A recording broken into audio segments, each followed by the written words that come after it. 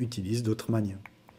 Donc en conclusion, la science et le bouddhisme ont beaucoup à s'apporter parce qu'ils reposent tous les deux sur la logique et sur l'observation et l'expérimentation du monde physique et du monde mental.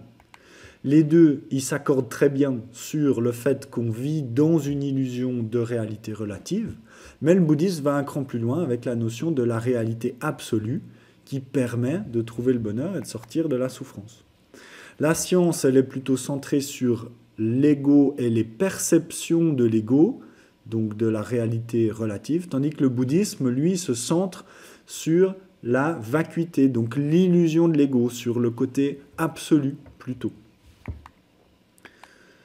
Le bouddhisme a créé une méthode pour s'affranchir de la souffrance et pour entraîner le bonheur. Et ça s'appelle l'entraînement de l'esprit.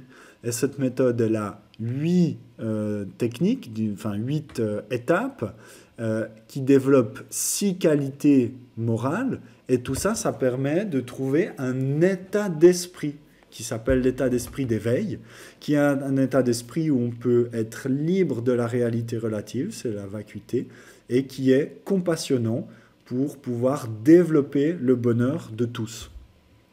Et cet entraînement de l'esprit, il est en train d'être redécouvert dans les sciences, notamment par l'hypnose, notamment par la psychologie, psychothérapie, et on y arrive gentiment par d'autres chemins.